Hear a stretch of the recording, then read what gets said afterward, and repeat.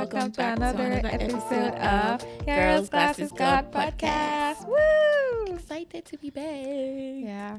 Thank you so much for the love on the last episode. Yep. It was a great time having Farida around. Yes. She's like our third or fourth guest I think we've had on the podcast Yeah. so far.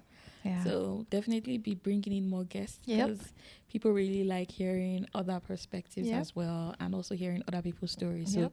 guys, definitely stay tuned for like more Mhm. people that will be bringing on the podcast. Absolutely. But how has your week been, Ebun? My week has been fine. I traveled again, but this time around I was not on the toilet rolls. If you get what I mean. If you don't understand, listen to the last episode and you understand what I'm saying. But it was good. It's getting colder, which is not my favorite season of the year. I think I like the fashion of fall, but I don't like I like the way you have to dress up, like with the sweaters and the colors and everything. Yeah. But I don't like the actual, weather the itself. reason why we are I dressing don't up like mind that.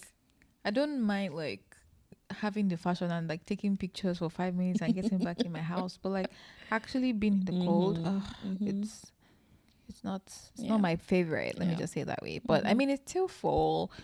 Atlanta isn't that bad actually. Yeah. It's just because I've been traveling, but like Atlanta is not the worst. Okay, I think it was colder for you because you traveled.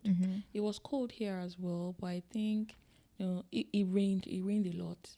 I wasn't outside, so maybe it was actually cold for people who were outside. But it rained a lot. I think it rained Monday, Tuesday, and Wednesday. It didn't rain on Thursday. And the funny thing is that where I have my office space set up is right in front of this big window. So when you see the rain. So on Monday I was feeling the rainy vibes, and I was like, oh, it was making me feel like Sleeping. As in, I was not even sleepy per se. It was just like, everywhere is dark. Yeah. Why am I doing work at this time? Yeah, that's why I don't So I was that's feeling why I don't very like winter, like fall, winter. unmotivated. Yeah, I don't know. Yeah. Anyway, we'll get through it. But that was good. And then this morning, we went to activate.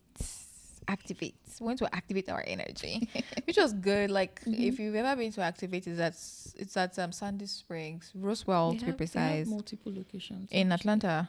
They have another one in Alpharetta. Oh, okay, Yeah. that's good. But yeah, it was a really good cardio exercise this morning. We worked out. Yeah. I don't know what I thought we were going to do there, but Even me, I didn't know. I didn't really check it. I just saw escape room vibes. I think that's what they Yeah. just kept on saying, escape room vibes. Yeah. So the thing was that all of us that went together, we voted on we had like a list of things to do, and everybody voted on that one. So I think because the other things were similar to escape rooms, I just assumed it was kind of like an escape room. But it was... I just chose that one because Ibo was like, oh, he has been there before. And I'm like, for the bot to like this one, yeah, let's go. Well, no, it was definitely that good. was good. That was good. What about you? My week was very normal. I think it was raining all throughout. I was working. I think the best part of the week for me, and the part I was looking forward to the most, was the fact that I'm taking 2 days off from work. It sounds like such a big thing, but I feel like I had gotten very tired of doing, working, sleep during the week. Not sleep per se, but like the weekend goes by very fast because we are doing activities or other things, resume again. And I feel like I'd been on that cycle for almost 2 months. And I just felt like, okay, I don't need like a long break. I just needed a short break. So I was originally going to take Thursday and Friday off.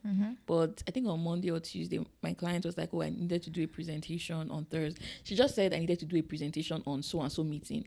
I didn't realize that meeting was on Thursday.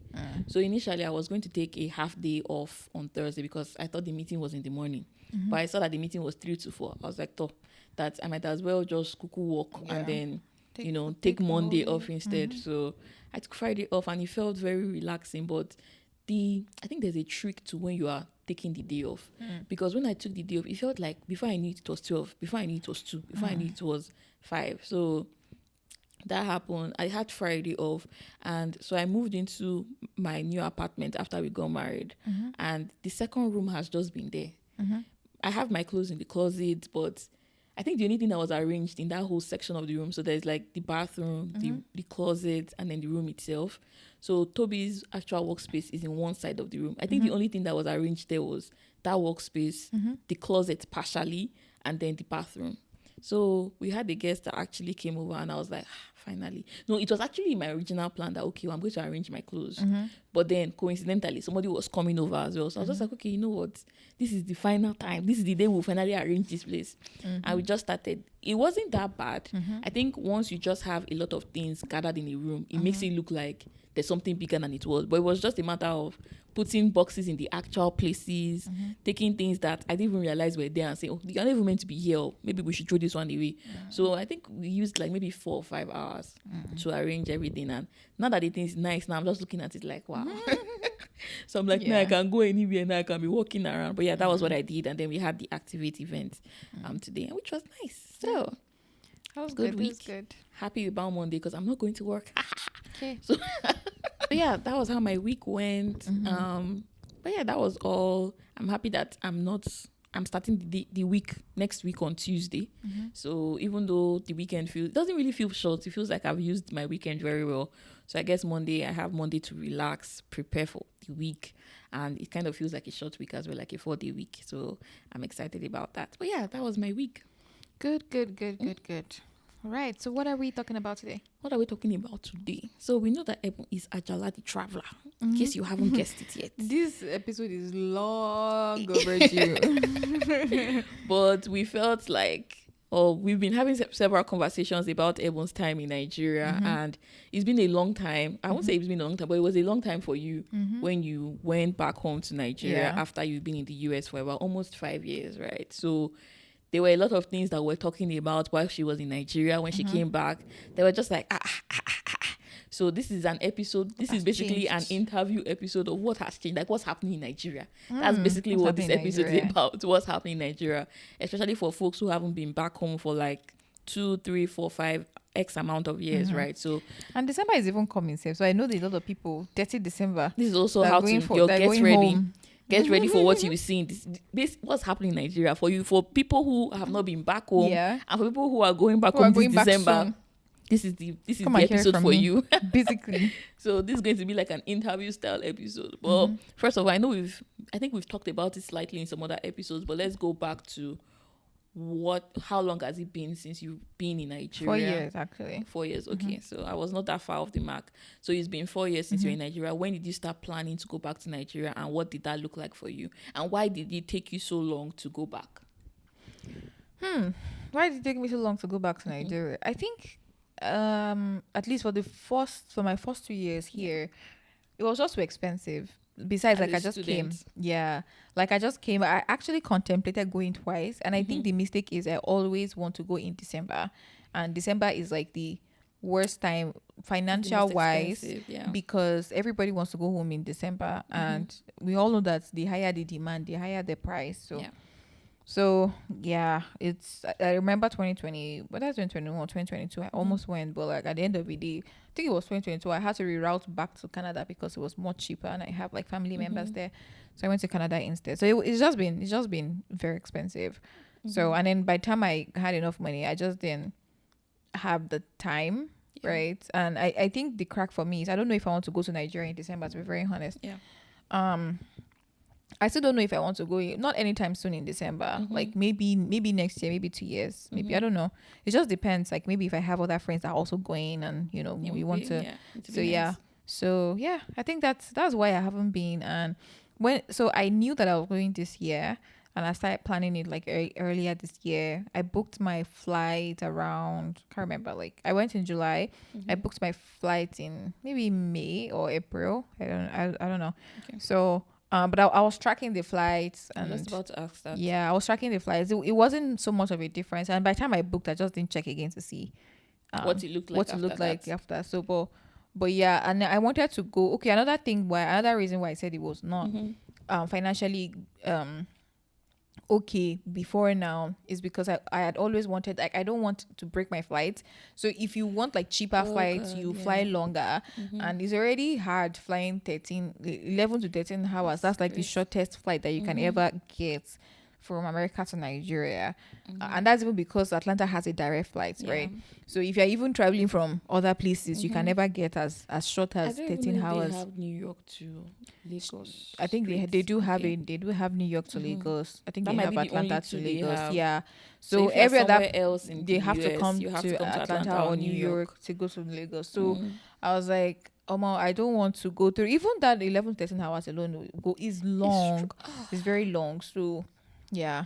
So Yeah. yeah. So if you're flying Delta is obviously more expensive than the Mm-hmm. other ones that are If you're not not booking your flight, direct. yeah. Yeah. So And I just remember back to when I was even coming. I think my flight was 22 hours.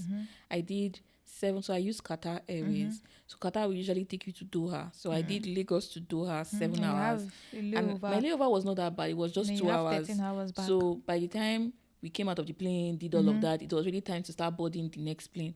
But I think when I started the flight, the 7 hours, I was fine because it wasn't, I won't say it wasn't that bad, but maybe it was just like, oh, I was leaving, maybe the excitement or like anticipation. By the time we entered the second one, hour 2, I was like, I'm tired of this flight. Yeah. 2 of 13. So It's very tiring, it's, actually. That's why we are praying to let our podcast boost so that we'll be flying first class. So that way, when we'll just sleep, you sleep flat and wake up. I just Honestly, if feel you are like, flying first class or like, yeah, I think it's just first class that would give you that opportunity to sleep like and have that everything. restful time on the Yeah. flight. Any other thing is just is very It's tiring. very there. I think there's a particular ad of one of these. I don't know what airline it is, but in the video, I think they were trying to advertise like first class and something, all the different perks that they had. And when she was done saying it, the girl was not like, "Oh, can you just tell the pilot to do another 15 minutes?" Like that they can enjoy. I'm like, Lord, when you have money, flying is sweet. That's But the yeah, thing. When you have yeah. money, flying is So like, sweet. okay, so you already started. You already knew when you were going to Nigeria. Oh, yeah. When you were going, you already booked your flights in advance.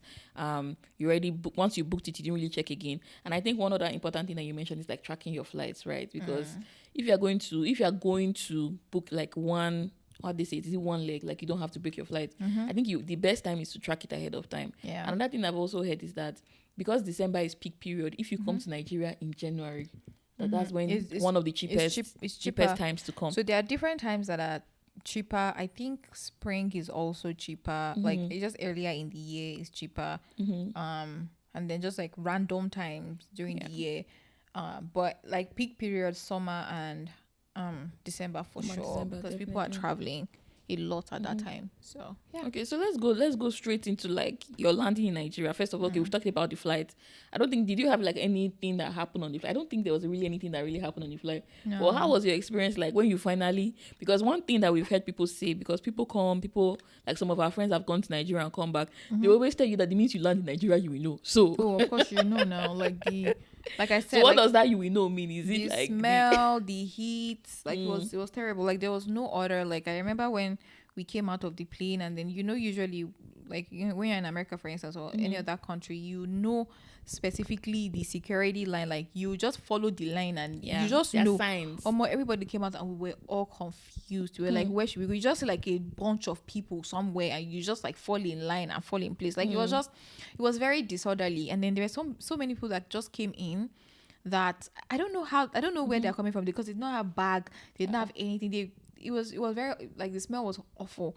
So and then the heat will just no. Immediately I came back, I think I sent a video to your sister. I sent a video to some of my friends, my brother. I was like, oh, It was just heads. yeah, like it was just, yeah. So, and the noise, like, the ping ping ping, I was like, oh my god. Like immediately you But come that- out, you hear like horns from like different direction.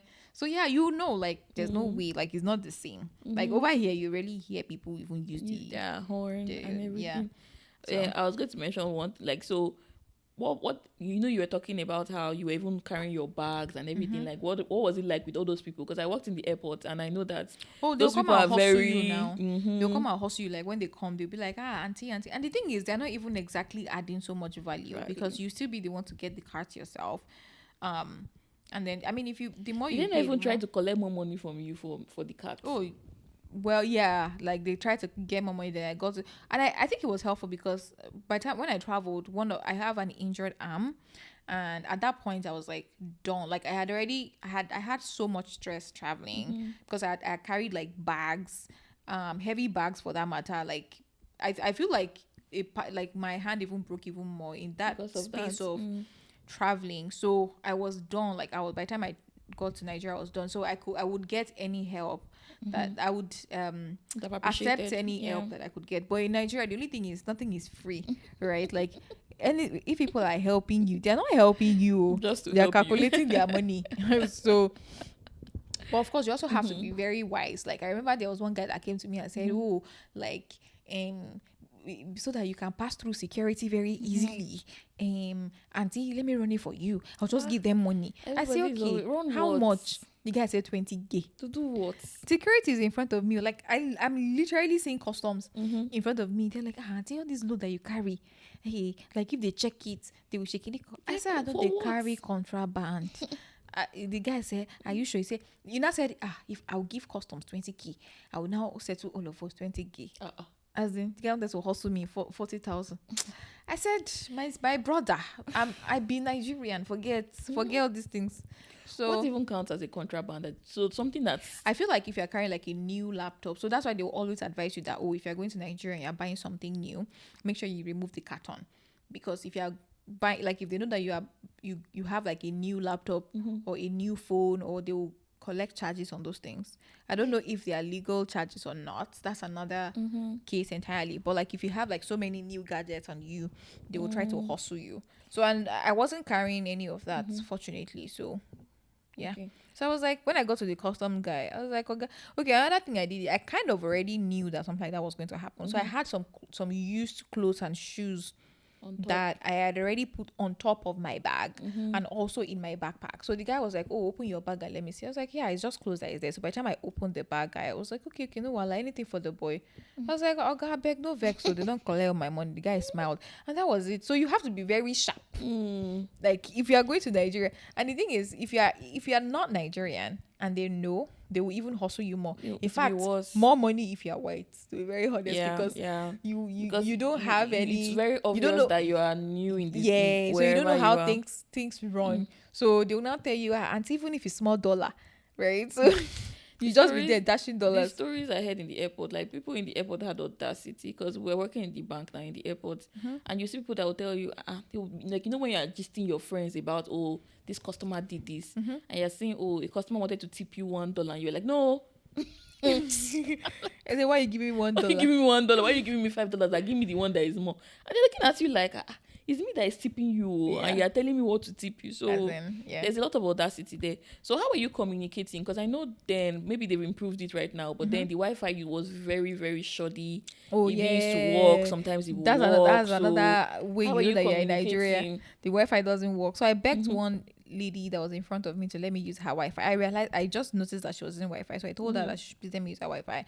So I used her Wi-Fi. So she was the one that told me that anytime she comes to Nigeria, the first time she came, I think that year or the year before, she got eSIM. That is very easy. And then once you get your eSIM, they will load it for you, like at the airport. So, and she told me where they do it. MTN is there, like you see all the carriers there. So immediately I used her Wi-Fi to communicate to folks that I had landed, and then when this she was left, before customs, right? Before security. this was we were on the line. We were on the line for security. So when I left that place, and I just asked that, "Oh, where's MTN?" And then they just like, so you have to get your bag because it's on the way out, literally. So you have to get your bag, get everything, then just go to MTN. And the lady just did it for me, like Very fast. she did it for me, and then I transferred to her, and then she also loaded it for me. And what she did for me was that, although I think I loaded again because I was also using Wi-Fi like a mumu. I was so used to like the Wait, what loaded what? It's not credit card, like I say credit card. Credits now, like airtime. So they will buy gig for you straight up. So I did, I can't remember how like many it's data gig, now. like 100 gig. It's data now. It's data And they'll load data for you now. You know, normally like when you buy credit, you now use it to buy data. So they just do everything for you straight up. So I bought like 100 gig or something, like one very high amount, but the thing ran out too before I left. They said that the thing used to run out anyhow. Yeah. I usually see it online. But then you also had a time to call people, and then because WhatsApp is a thing, so I didn't need to like load. I think my brother loaded my phone. My immediate other brother loaded my phone at some point.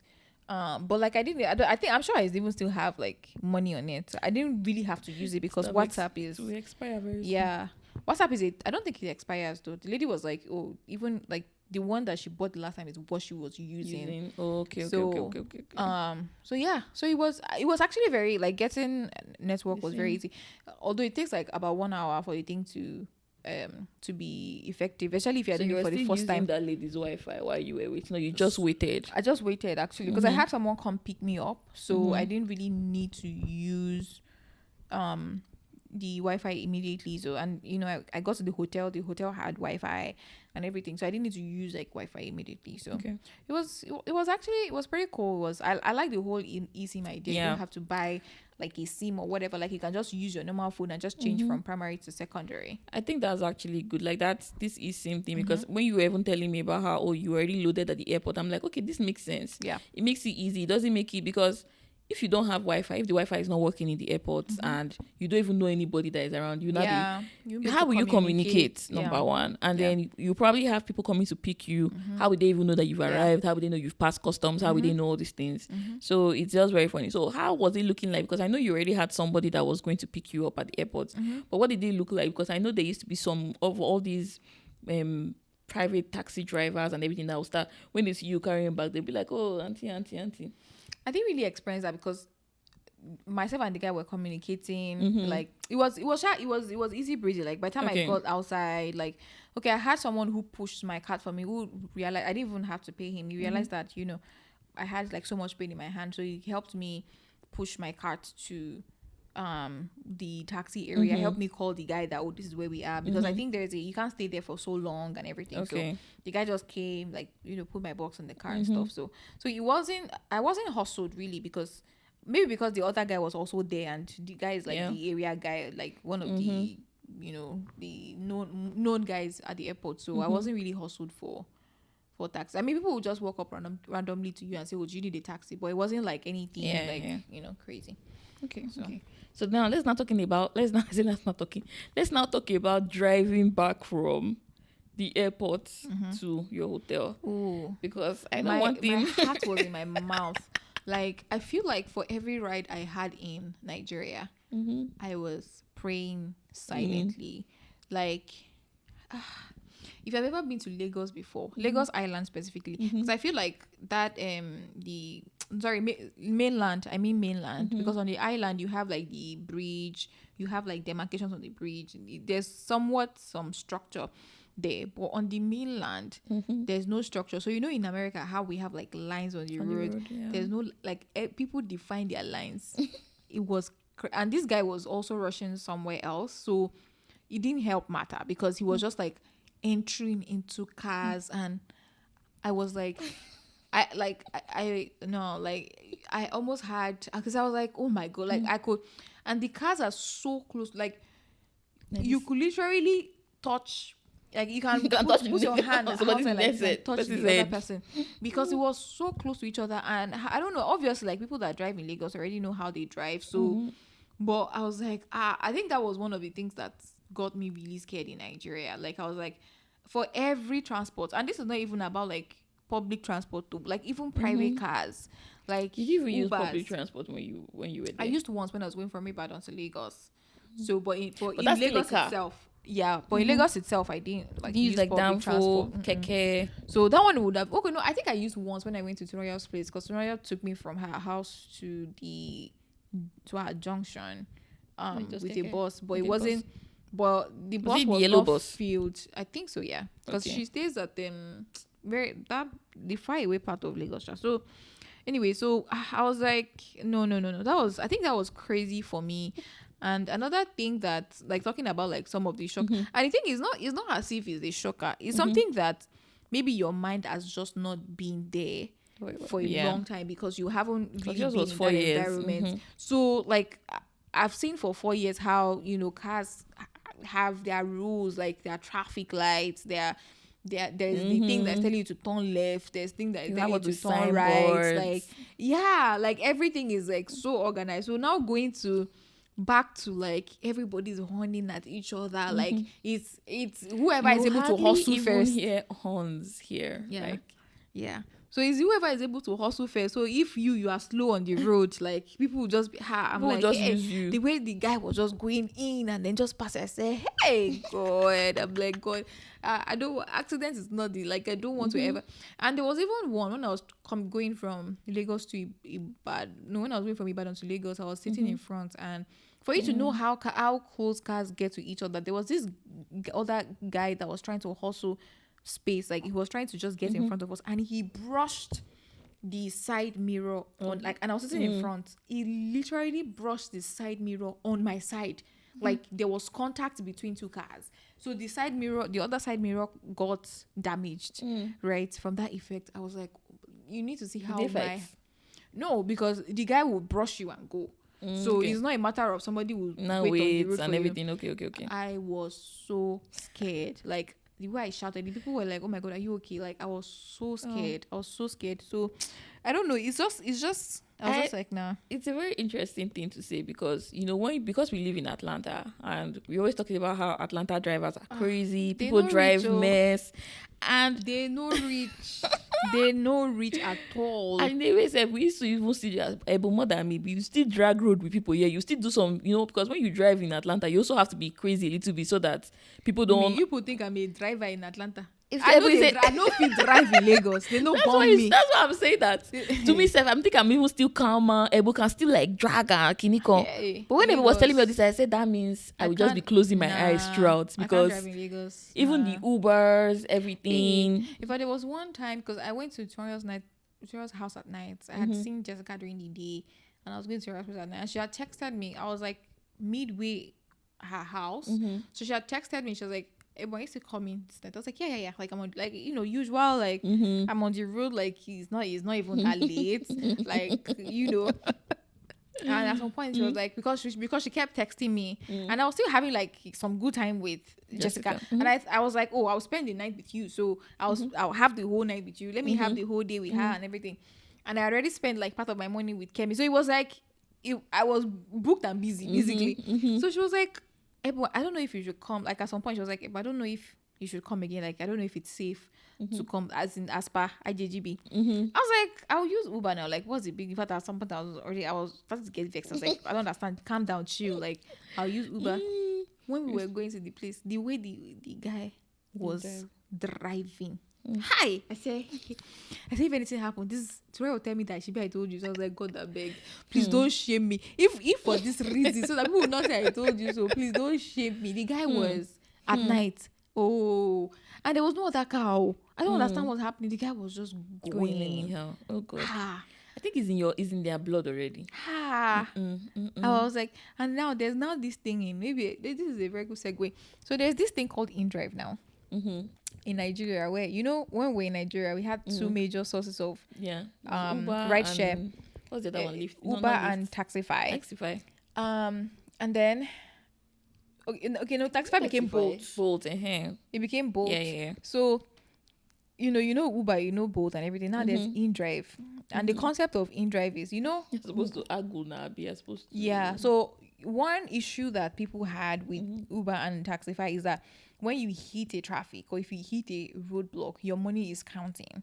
So by the time you get to where you're going to, you don't know how much it is until you get to where you're going to. So the whole point of InDrive is the amount that you agree at the beginning of the ride is what you pay at the end of the ride. Okay. And there's also a twist to it where before you get a ride, so like say if like for instance, if you're going from Ikeja, this is random. Let's say I'm going from Ikeja to Surulere. They will now tell you the lowest price is 2,000. Okay. So you will now start putting like your own price. So you can start from 2,100. Okay. So you see if there's any driver that will pick up. Okay. So the driver can now pick up and say 2,500. Or the driver will now say, like maybe you say they will tell you 5 drivers are willing to go for 2,500. Okay. So you will now decide whether you want to go with that driver or not. Okay. So if you've waited on the line for a while and you don't see a driver, you can increase your amount to like 2,200 or 2,300. So if there's any driver that's comfortable with that amount of money, they will take it. Okay. And if they're not comfortable, they'll tell you how much they're willing to go for. So you will decide whether you want to go with them or not. This back and forth, but how long does this take? Depends. It depends on your price. So sometimes when you have a good price, you just say driver that matches straight up. And then you just like you have to book. You have to give it at least 5 to 10 minutes. Okay. Because if you don't want to go with what the driver is saying, also you have to go in it. So that's where the whole point of negotiation comes in.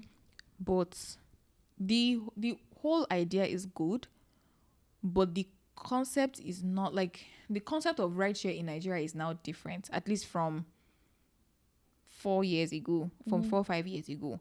So if I'm using Uber, like when we're staying in Australia at that time, like when you are using Uber, they used to call something pencil car, like it was a Toyota pencil or something like that, because people were buying like new cars to do Uber. These days, car from mechanic workshop directly. That is still undergoing help. They are doing Uber, and it's the same set of people. So the same set of people that are doing Uber, and the ones doing Bolt, and the ones doing InDrive. So it's like they're putting themselves in the different markets so that they can. So the first car I took, the car was in front of me. I went to check. I said, "Hey, this is the plate number." Oh, true. I enter. You know those cars that the seats are dirty. No, and some cars also don't have AC. Hey. So you'll be covered with dust. I think by the second day I already had sore throat, and I already had I think it was kata. Like I don't even know how to describe it. And obviously I'll get to the good part of Nigeria. But like all these things, I'm like, and here that they will even give you option of, the first thing I did when I came back was take an Uber Black car. Like I feel like I needed that luxury. Like because you see, like even if you do Uber X, you see Teslas, you see like Jeeps, like really you see nice like cars, really nice cars coming to pick you up and everything. Mechanic. In fact, let me tell you something. Like 90% of the cars that came as Uber / Taxify, they were really, really bad cars. Like something was wrong. I'm not even kidding. Like something was wrong. Like they were cars they that had all these restrictions there now. If you wanted to use Yeah, Uber, like you had to have a car, They don't have it anymore. They have to be like a model that you have. I also don't blame them because the economy. Yeah. So that's why you also cannot, because the economy right now is anybody that can afford that kind of car, if you will not be doing Uber. I guess that's the concept. I guess. And it's not even so affordable anymore, because even used cars. Oh, it's not affordable. Like nothing is affordable. Like I stayed in Ikeja. I went from Ikeja to another part of Ikeja. I stayed from Allen to another part of Ikeja, and I paid like I think 5K inside Ikeja. Yep.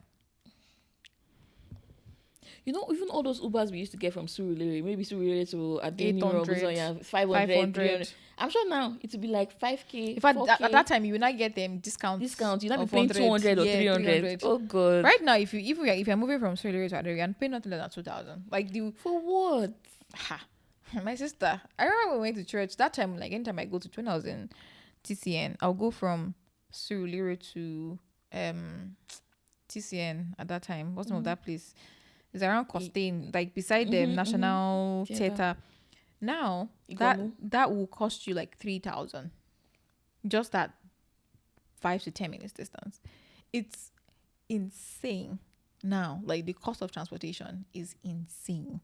Like I spent a lot of money on transportation. I think that was what I spent. How much do you think you spent in total? You were there for I how don't many even weeks? know. Like, I don't know. I can't remember. I don't think I was keeping track. I was there for 2 weeks, and I think because I was at home for a while, I was in Ibadan for a while, and I didn't go out for like a couple of days. Well, I think I actually went out every day. It was only one day I didn't go out. But when you were in Ibadan, was it like, did you have transportation, or were you also like Ubering and things like that? Did you even try driving? I didn't even try. You couldn't have tried driving because your hand was even. I didn't try. So I didn't drive at all. I think I took transportation at some point, and for most places I went to in Ibadan, except when I went to explore Ibadan with some of my friends, I was with my parents, so I didn't really have to worry about transportation at that point. So, but the place I went by myself, I definitely took transportation there.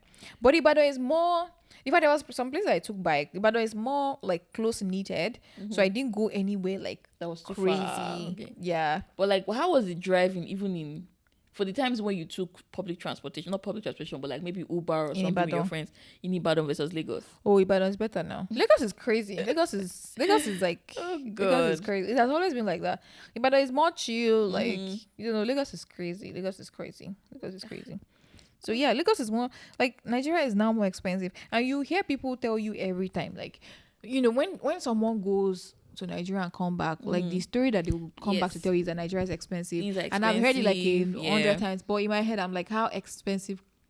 They tell you how things have changed too, but I think because we are living so far away from it, because I don't know who You can't told me. imagine it. I think it was Mary or somebody that said, "Oh, was it you, egg roll?" Oh But yeah, it was egg you. roll is Abi. now 700. I bought egg roll for 700 We used when to I buy went for egg roll my when we were in sisters UI for 15 15 naira. naira. Yeah.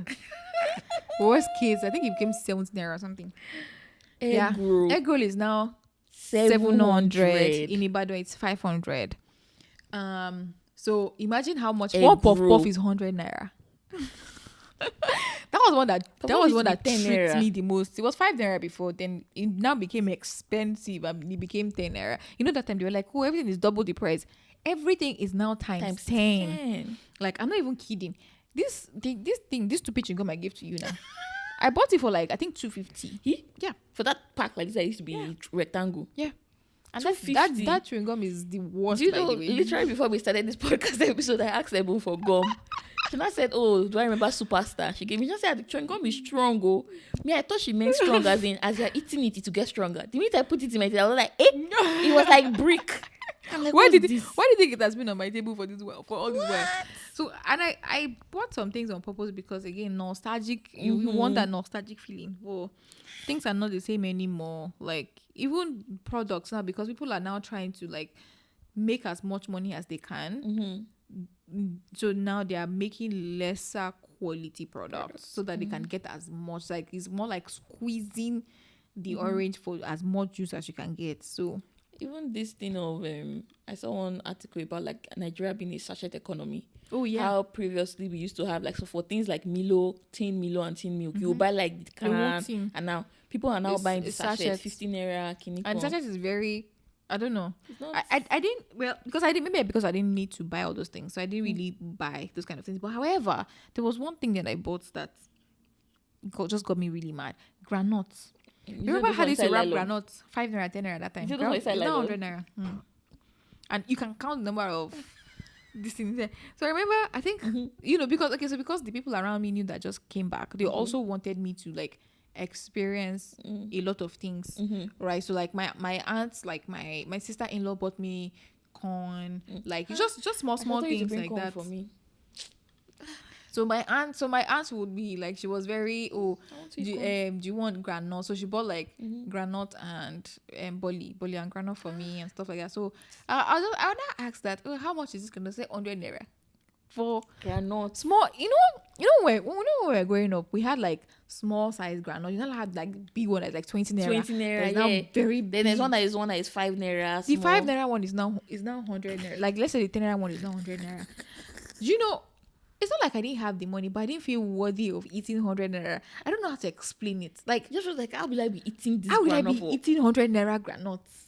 And it's like this. My aunt was laughing because she was like, the way I was complaining, you would think that, like, she was just laughing, and she was laughing because it has become normal. Like, that's the new normal. Like 500 naira egg roll is the new normal. I can't imagine. It blows my mind. I can't imagine it. I can't. 100 naira puff for one is the new normal. Like how? Did you buy food? Like, food that you buy outside. Did you buy food at all outside? Because I know then meat used to be, I think meat was 15 naira. Oh yeah. So I'm not imagining how much meat to be for puff is 100 naira. I can't remember how much. Maybe it was like 200. So when we went to explore Ibadan, I have one of my friends, PFM, who he also came. He lives in the north now, so he also came to Ibadan. He wanted to also so we explored Ibadan together. So he was like buying like street food just to experience, like just to have that feeling again. So I think he bought them meat in this thing, meat that they've already done when we were in Bodija market.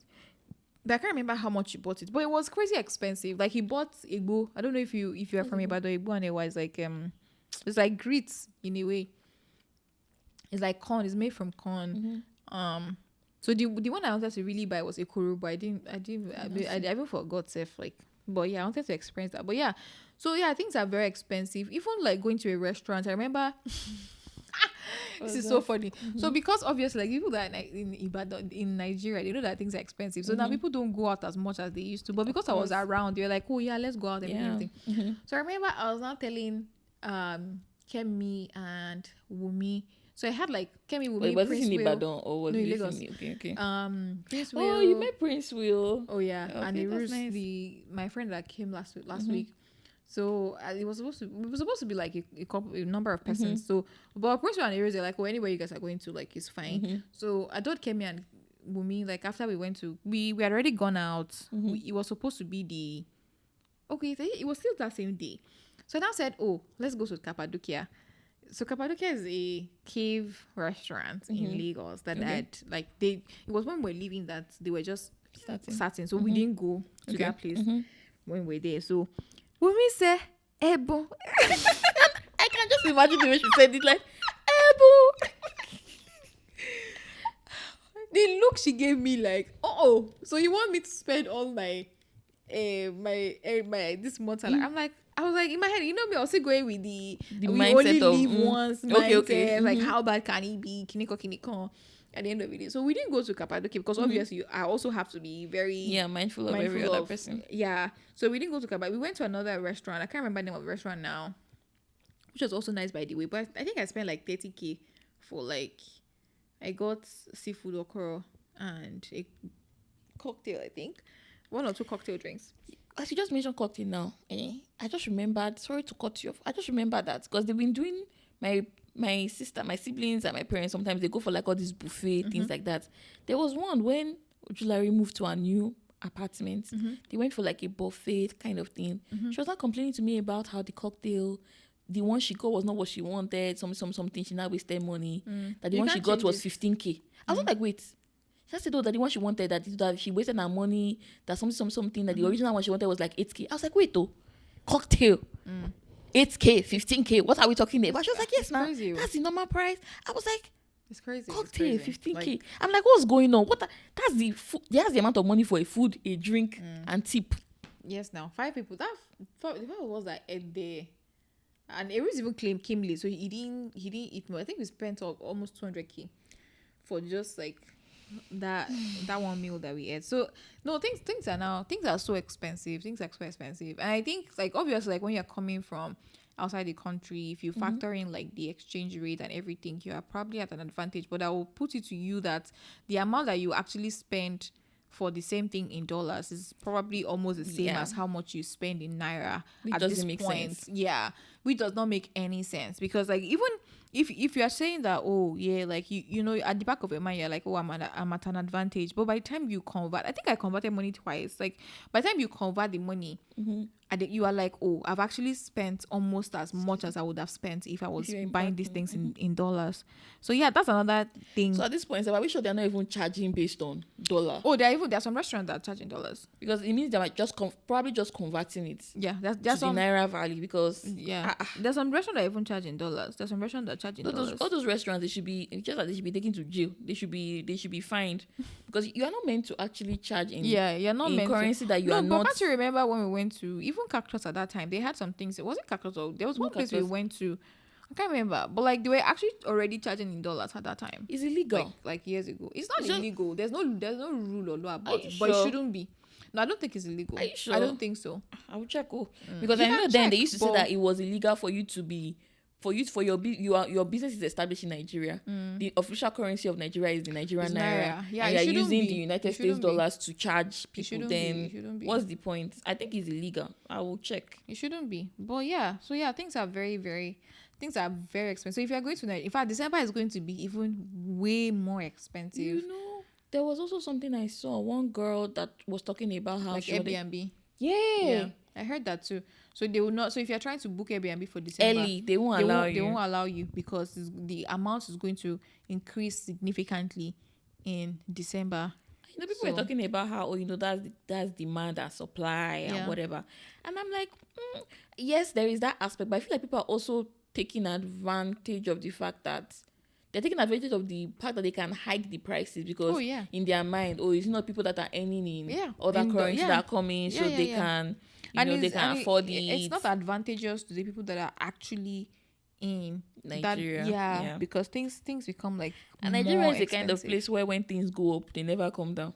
They never come down. Like, they don't follow the proper law of economics or things like that. Like, things don't come down. Yeah.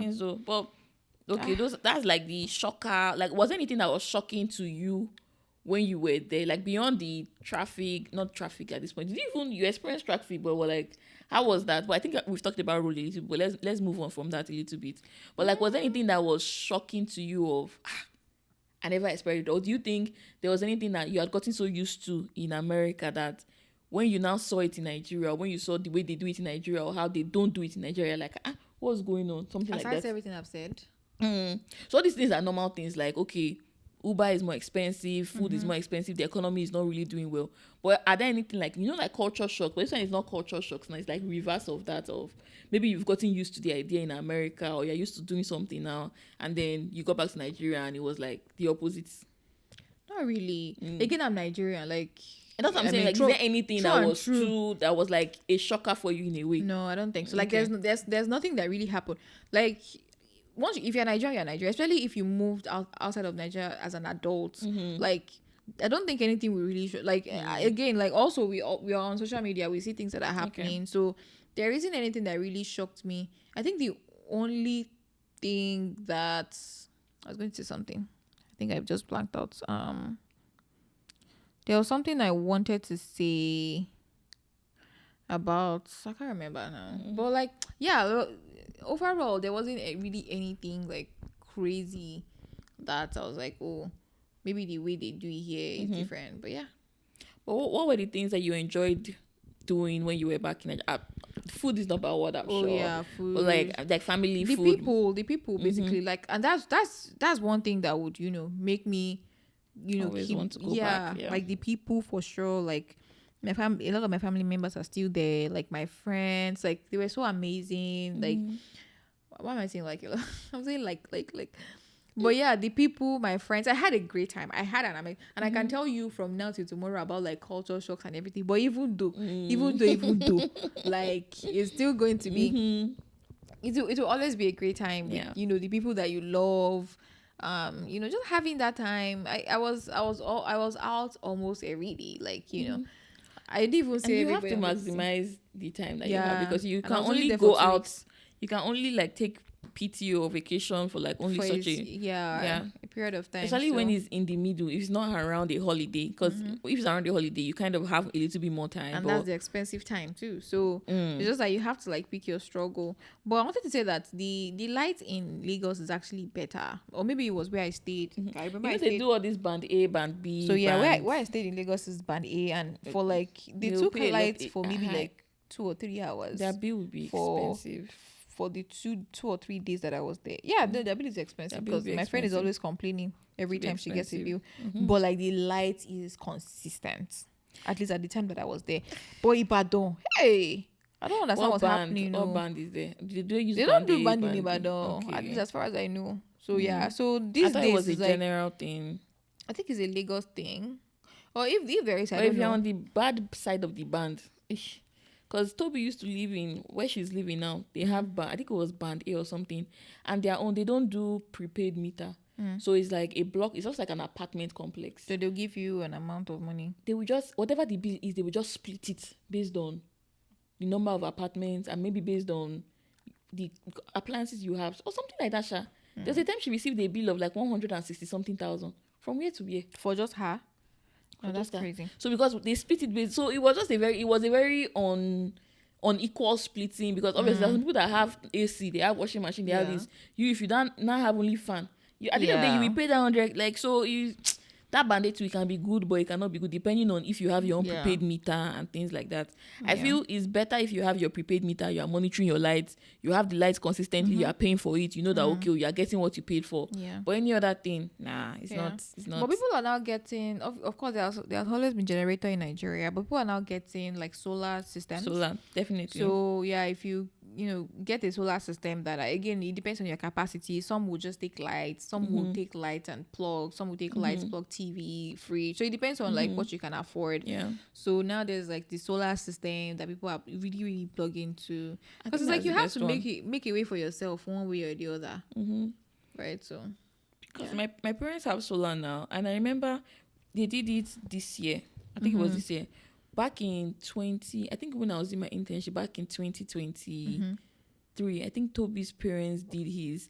And then let's say it was like 900K.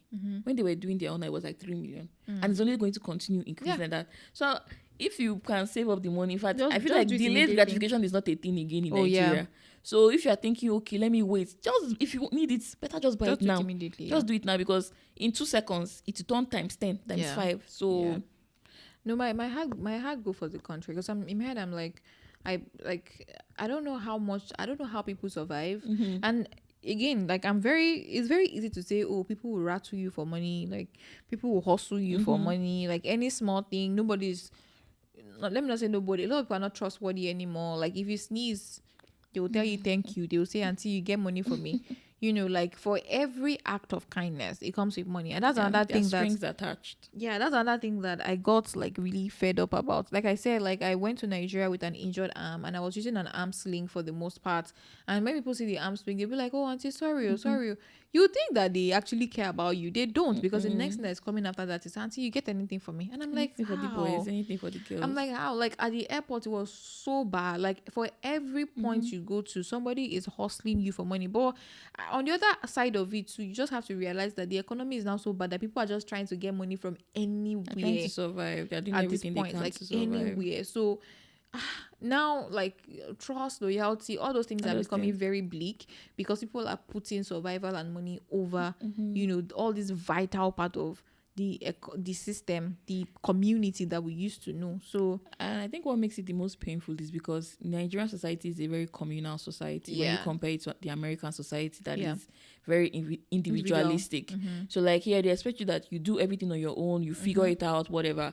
But I think back maybe a little bit back then, maybe even if not when the economy was as bad as it is now, people see you like that, and you see a lot of people that help. Nigerians are actually helpers. Like they're actually very loving people to some extent, in the sense that they will rally around you, they will help you. So I'm thinking maybe even before we left Nigeria, maybe 4-5 years back then, people, if somebody sees you like coming with like an arm sling, like people will help you for free. Like nobody's expecting anything in return. It's like, well, let me just help this auntie, let me just help. People are still like that. Not to say that people are not like taking, but a lot of times people are struggling. People are trying to survive. So at the end of the day, it's like, what will I do that maybe at the end of the day you will help me save? So in a way, you can't fault them, but at the end of the day, it's also like tiring, and it just it's very it kind of looks like, okay, it's kind of hopeless in a way. So but yeah, it's a lot.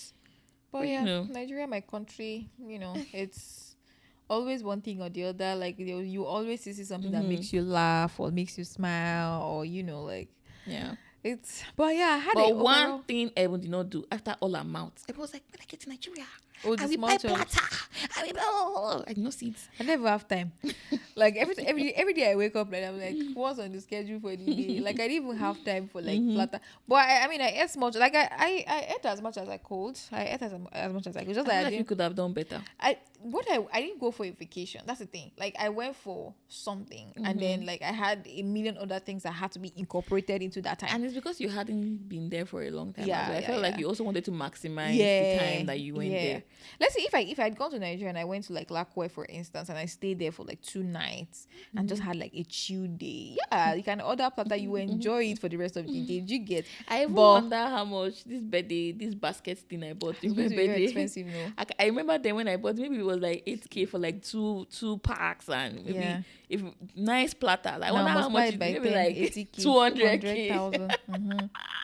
So, but of course, like again, like if you are coming from a stronger, you are still able to afford those things, right? But when you think about it, you just be like, just like them asking me to pay 200K for small chops. I'll be like, So me, I was still looking at it from the eye of no be small chops. It's just like I cannot eat that egg roll that is 700 naira. I have to tell you the truth. I didn't eat it too. I can't. Bought one puff. My brother ate egg roll. My aunt bought some. Me, I bought 2 puff.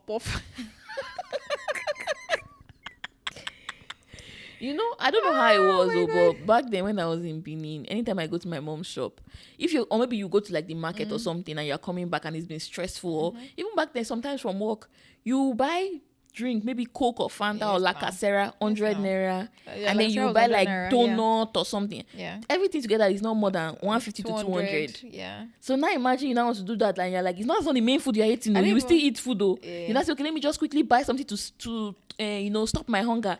You now buy egg roll 700. How much is Coke? Coke is how much now? Like 300. Maybe it's 300. You know the 1,000. 300 anymore. Coke is more than that. I think 700. it's the bottle one that is 300, like the breakable bottle one. You will not buy. You not say, well, auntie, give me that egg roll. You will not So give out 1,000 naira.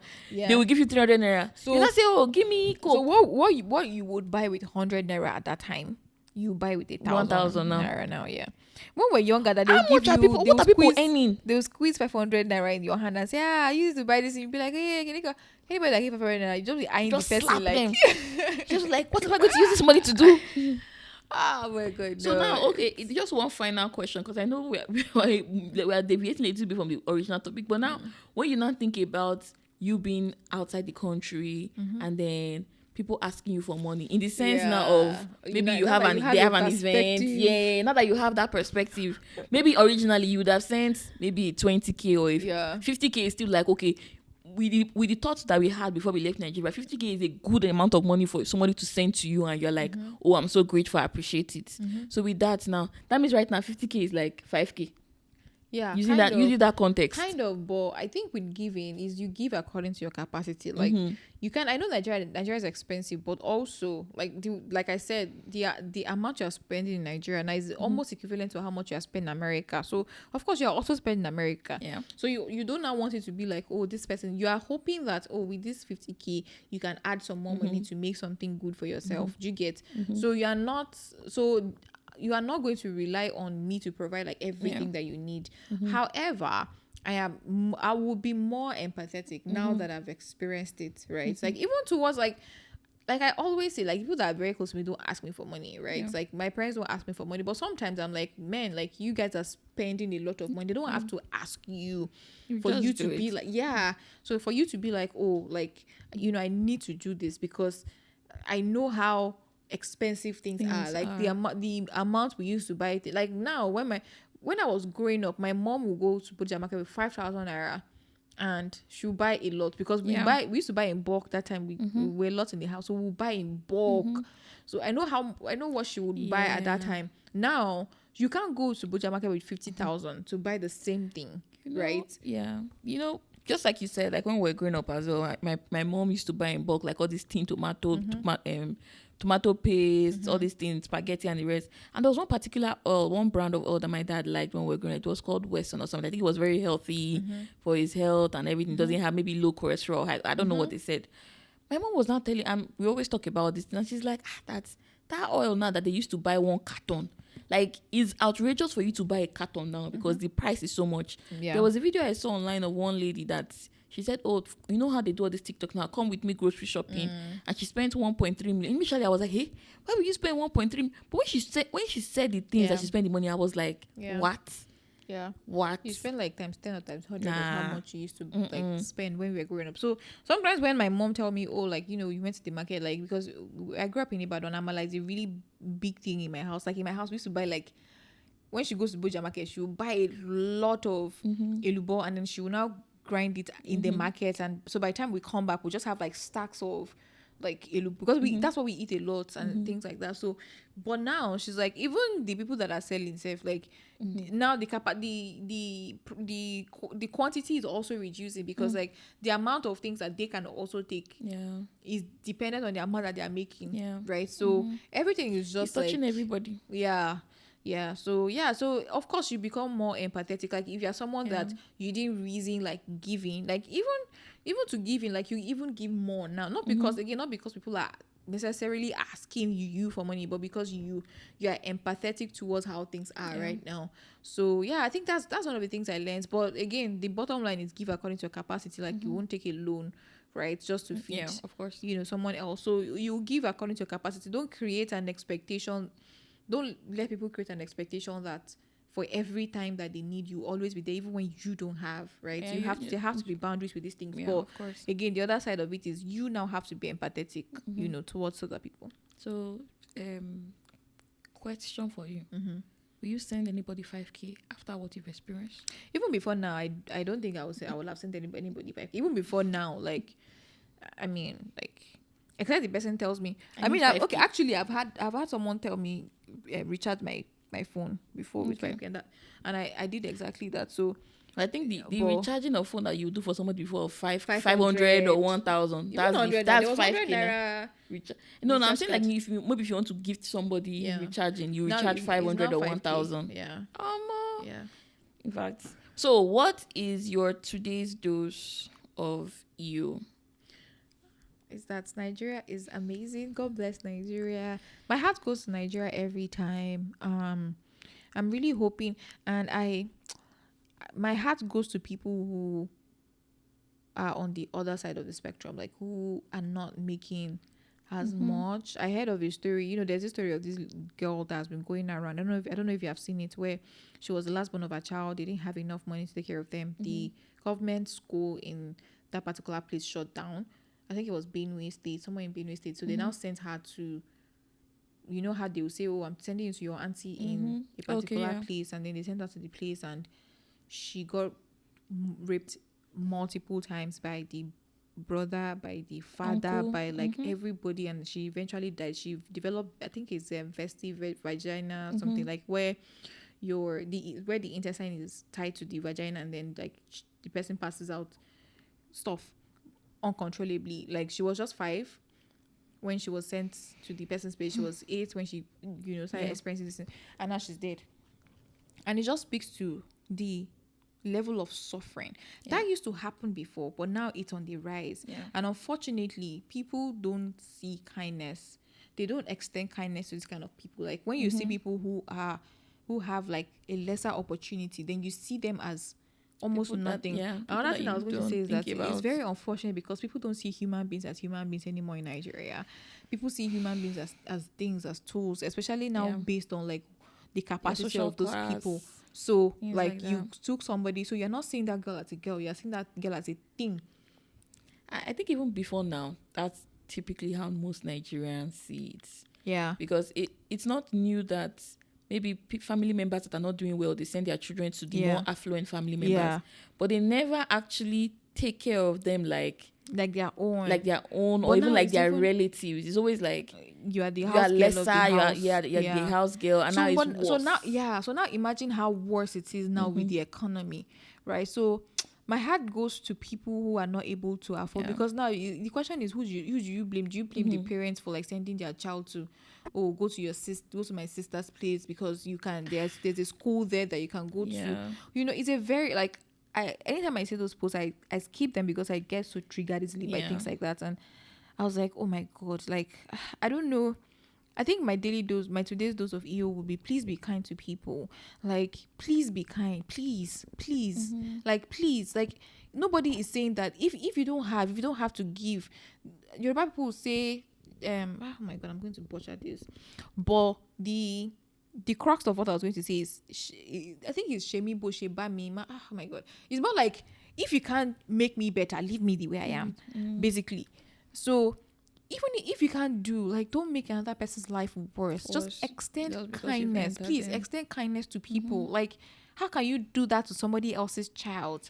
Like, do you ever imagine, what if this is your own child? Like, would you do that to your own child? Like, the Bible says that love your neighbor as you would love yourself. Don't do unto other people what you wouldn't take. Yeah. So it's as simple as that. It's a simple law. Extend kindness to other people. If you cannot give, it's fine, but don't take from people. Like, you can't give and you are still taking from people. I feel like in this economy, like, the basic thing that we owe ourselves is kindness, because everybody is going through this thing together. So the simple thing that you can do to somebody else is just to extend a hand of kindness. If you have more and there's somebody within your area that don't have, give to them as you can. You don't necessarily have to give money. Like, when you are growing up, if you cook a lot of food, you give somebody else the food. So it doesn't necessarily have to be, money. Like, if imagine you just went to market, for instance, and you bought, like, it happens here too, you buy clothes that you just never wear. You take it to Goodwill. If you know someone who doesn't have clothes, you can give it to them. Like, it's as simple as that. So just that act of kindness is, I feel like that's the, It goes a long way. it goes a very, very long way. It goes, so I don't know, it's just, it's nothing that one person can solve, but at least if everybody's kind to each other, it takes away a whole tool of problem in people's lives. Yeah. What about you? I think I'll also speak in the same vein, like my today's dose of you, just like having understanding and empathy. And I think one thing that people fail to do is put themselves in other people's shoes or other people's situations. And sometimes there are certain times that no matter how much you put yourself in those people's shoes, you really cannot understand it because, for example, people who were born into like extreme wealth, there's no way you'll be able to understand the concept of hunger, something like that. But just thinking about, okay, how would I feel when there are certain things that you don't even have to think about, but people are thinking about it. So I think just trying to be understanding and trying to be human and trying to see everybody as, okay, we are human beings, we are brothers and sisters in Christ Jesus, and using that lens.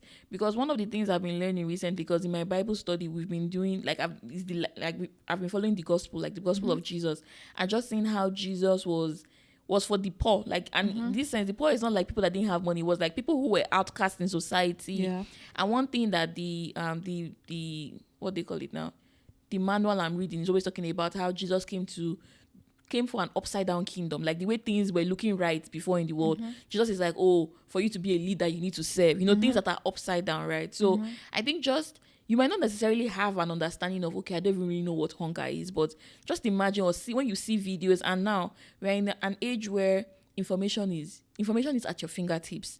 You can't at this point say you don't know something is happening or you don't know about this.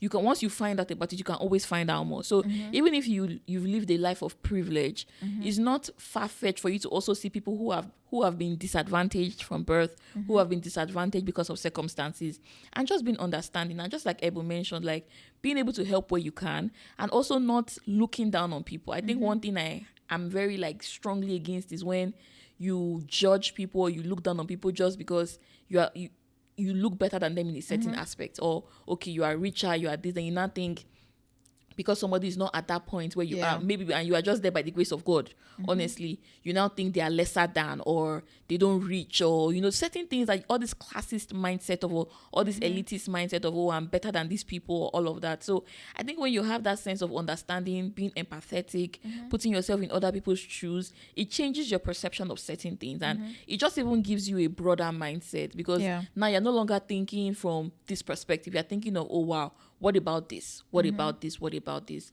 So I think that way it will also help us, and also listening to people and listening to different kinds of people. And that's why, like, we are sharing this kind of story, like Ebun's experience in Nigeria, because it's one thing to hear it, it's another thing to see it. And then how do you react after you've now come back from it to say, hey, like, a lot of people are struggling. Like, I might not be able to help everybody, but anytime somebody comes to me, it's like, oh yeah, like, it is an opportunity for me to help. I know with certain things that are happening, I know that in a way the system is set up against you, and I will not fault you for that. I will not say, oh, see me self now, I'm also your age now, how come I'm doing well and you are big, something like that. Don't think like that. Like, so always be empathetic, be understanding, and at the end of the day, God will direct us. Also ask for God's leading as well, especially when you are making decisions like this. So just be like Jesus at the end of the day, because Jesus did not come for the people who were well, he came for those who were sick, right? So just be broad-minded, open-minded, and think about, oh, if this is a situation where Jesus is watching, or if this was Jesus, what would Jesus do, right? So yeah, I think that's my today's dose. So thank you so much for listening. Safe travels if you are going to December. A lot of people are going to December for this December. Nigeria is great. Nigeria is fun. So I know you enjoy. You have a great time in Nigeria. Of course, we've talked about like, oh, the other side of Nigeria, but there are also a lot of things you can do in Nigeria. Like, if you have money, like, you do a lot of things, and you also there's people that have money in Nigeria. So yeah, buy platter, please, when you're there. Put it on my behalf, please. That's what I can say. Oh my god! All right, so continue to share. We started a section called Tough Talks, where we'll address dilemmas separately. So keep sharing your questions, your dilemmas. Ask us anything. Go to our bio. You see a form there. It's very quick. Take 30 seconds. It takes you 30 seconds to fill that form. So you don't have to put your name. Yeah, you don't have to put your name. Like a pseudonym. Put like a So continue to like, share. And we'll see you in the next one. Bye.